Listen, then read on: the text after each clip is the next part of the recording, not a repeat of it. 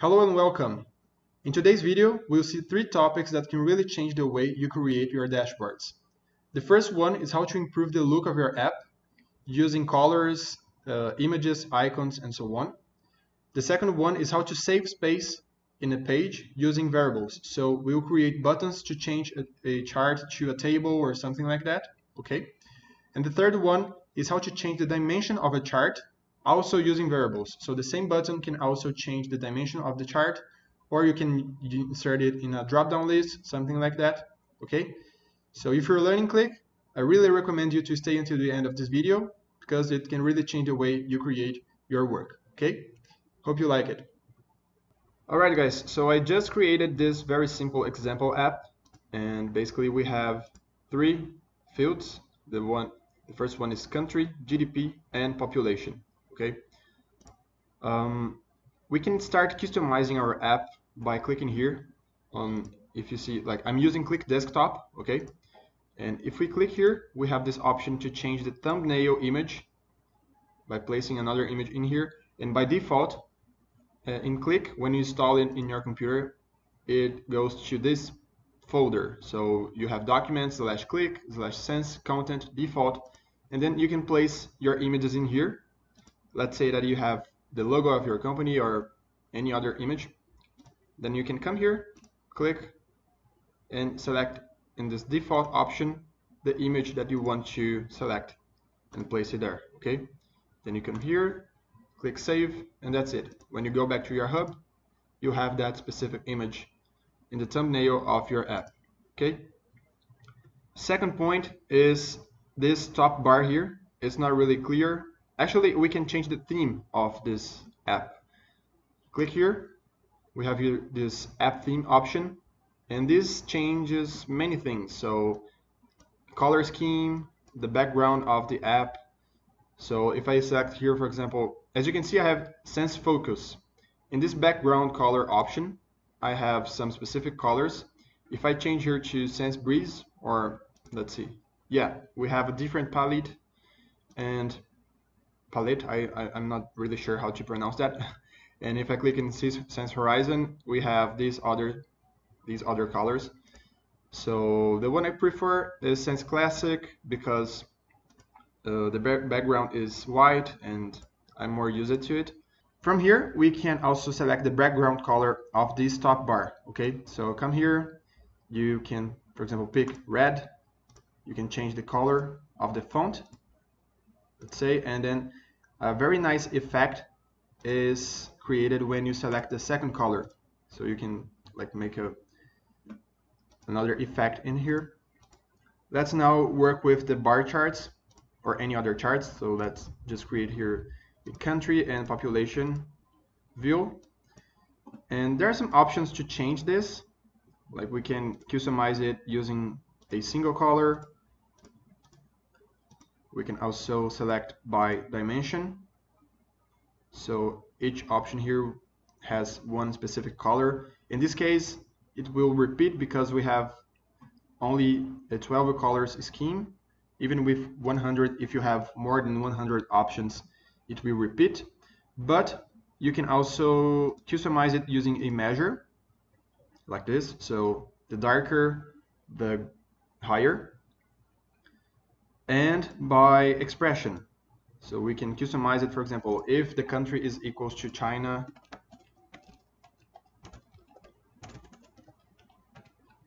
paint it red, otherwise paint it green. Oops. Just a very simple example, okay? And that's another way to customize it, but a very handy one is creating a master items with this dimension. So let's create here the country dimension. Okay, create, close, and now we go back here and add it.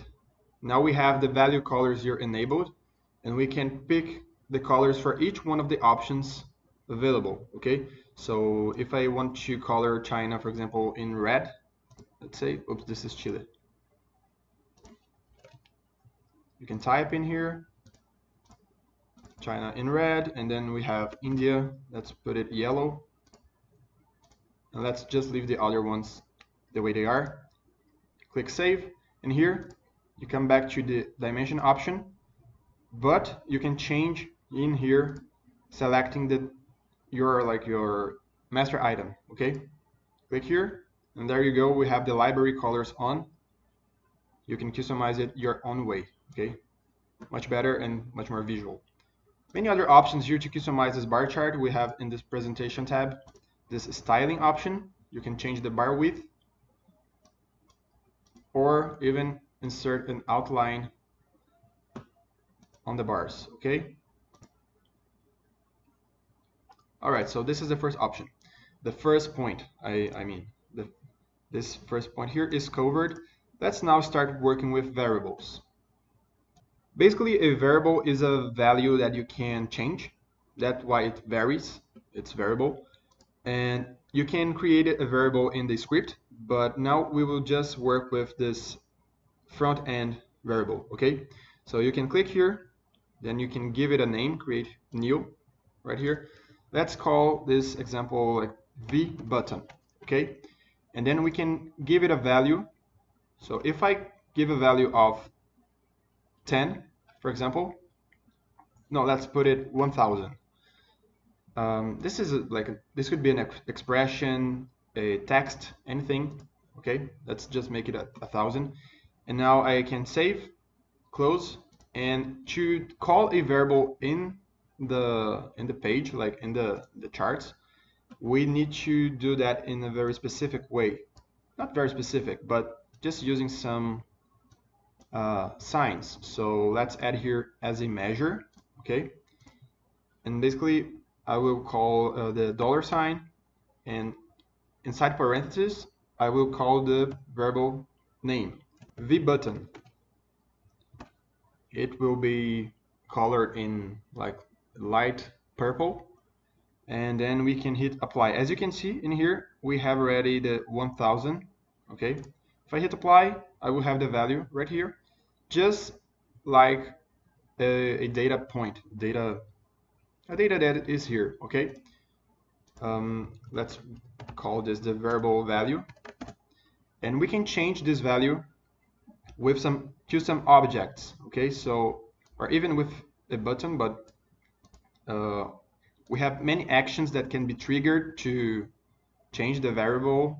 If you go like to the sheet property, we have this action sign, action set tab, and then you can add here an action to change this variable. Let's say that I want to set the variable value to 2000 instead of 1000 when we come to this page. Okay, so the variable is the V button, and then the value could be 2000. Now if I just save, create a new page, I will click OK, go to the next page and go back. Now our variable value is 2000. Okay, so this is one way to customize it. Let's use now a button. So you can come here to the Qlik dashboard bundle. If you're using Qlik desktop, it's very important to mark the options to install the dashboard bundle option. Okay, then we can pick the variable input in here, and from here we go to the appearance. Click here in the variable. We will change the value of the V button variable based on we can set this as an input box. This could be a button, a drop down, or a slider. Okay, so if we just make this input box, we can change this 2000 to anything we want basically. So let's make it 100,000. This could be even like a text, so example. But now this would not be it would not be pulling from here because we are using a measure in this KPI. Okay, but if we use like this $sign, single quotes, we have the text right here. In the drop-down list here, we can also assign options, or even in the buttons, so you can change the way it's displayed. Let's assign some values in here, like 1000, and the label will be 1K, 2000, the label would be 2K, and you can create as many buttons as you want.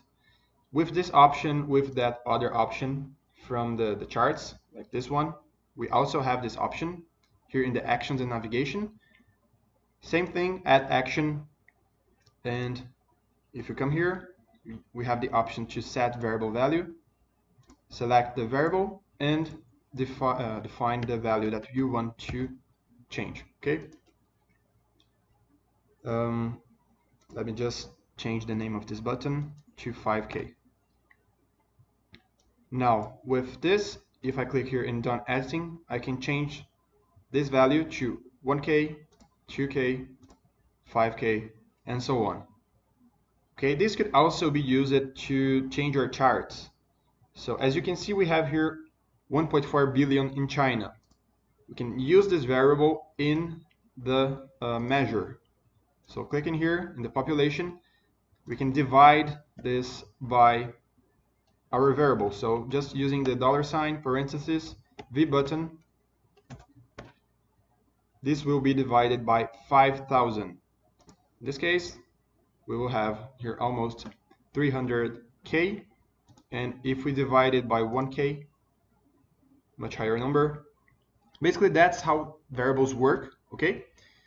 But one very nice thing is to change the dimension of a chart using a variable. Okay, for that I will have to create a new field here in the dataset, okay, because we need to somehow group this, like the countries and regions, something like that. I will come back in a second. Actually, before grouping these countries, I will do another thing that is very important. Let's say that you want to save space in your page and you have like this bar chart and a table. So I will basically just insert the table here, convert it to a table. Let's say that you want to show this in just one place, but you don't have enough like space to place them. You can use the container. So we have here this object, and you can place many other charts inside it, and they will be divided in tabs. Okay, so we can click here, drag it into this container. Same thing with the table. And now we have the two charts basically in the same space. Okay, I will just click here in done editing. We can just click here and change the options. How can we do that with a button to make it like it doesn't exist, this option to change? It doesn't really matter. It depends on how you want to create your dashboard. But let's say that you want to hide this. You can do that here in the options of this container. We can hide the borders, auto border or no border, and we can hide the tabs. Okay, but before hiding the tabs, I will create a variable called vtab, and I will give it a 0 value. Okay, value of 0, save. Now I will bring in that same button that we had, so the variable input, and then we can change this vtab with a button. Now the value will be 0 if I want a bar chart, and the second option is 1 if I want the table. Okay, so basically if I click here, I will have the variable value as 1. If I click back, it will be 0. Here we have the option to hide the tabs. Okay, now the first option is displayed, but we can come here in the charts that we have inside this object, and we have this show condition option. So if my variable, if my vtab is equals to 0, this tab will be displayed. Okay, but I can also add another option here in the table that this will be displayed only if the vtab is equals to 1, and then this won't work for the table. right now because the value is 0, but now with the value as 1, we have the table. So we can change that in a very simple way. We can save space. Of course, this is just an example, but we could like have many other charts in here. You can make your user select this or that. Much better, and this could really help you improve your space in your dashboard. Actually, I decided to change the dataset, okay, to show you the last example. So we have here a source, region, country, category, and sales value, okay?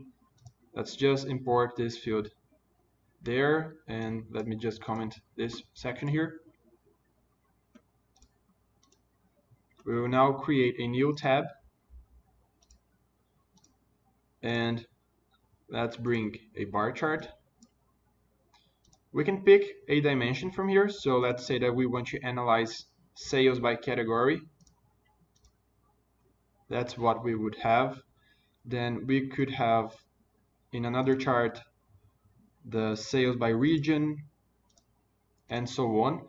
But we can add a button and change this dynamically. So what if we come here, we create a variable that will be called dimension or just dim, for example, and the name of the column is the dimension. So let's set, for example, the category as the first one.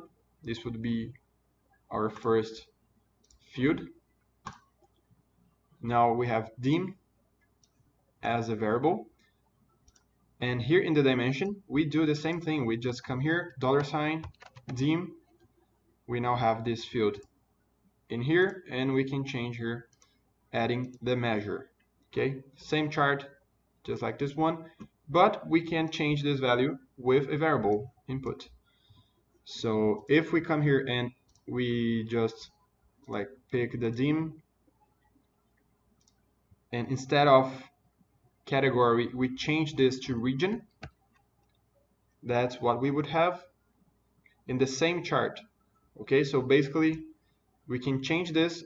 I normally use the drop-down list, and there's a trick here because we can set it in a dynamic way, and the values you can insert them like this. So first single quotes, then the name of the column, so in this case, for example, category.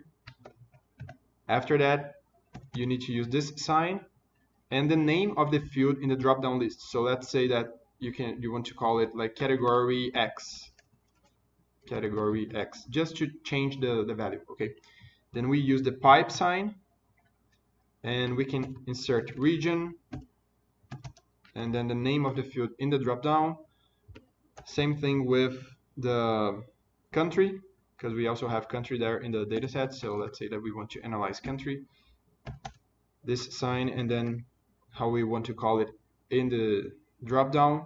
I will click apply, and as you can see now, when this value, this category X, is assigned to the category text, this field. Okay, let's just color it by dimension, and this will, like in this case we can't really assign colors to the specific change. Okay, we need just to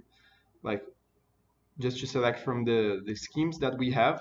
Okay, but it's a very nice way to change things dynamically. So the chart will be updated automatically. So now looking at country view, and the filters will work just as they would in any other case. So let's say that we want to click here in India. The country India is now filtered, and then we can come back here and select the category, and we will see the sales by category and so on. Okay, so you can use that the way you prefer. This is really handy. That's it for today. I hope you liked this video, and that's what I wanted to show you, basically like how to customize the main sections of the dashboard and how to work with variables. In my channel I have other videos about variables and some other content, and don't forget to check out Qlik map. I was listed here this week. Really glad to be here to be part of this list. So you can go to qlikmap.org, and here in the blog portfolio you will find many other channels in your language or like really nice content in here. Like I know some peers from Brazil that they create really nice content, like Yoshida, like Tensini and Rodolfo from Data Squad, Adirlan from BIDAZ, some other folks. And there are other references from like the world. So click here, check out this page, because you will definitely find great content, and whatever you're looking for, if you want to deep dive in Qlik, this is a very good way to start with. Okay, that's it for today, and see you soon. Thanks.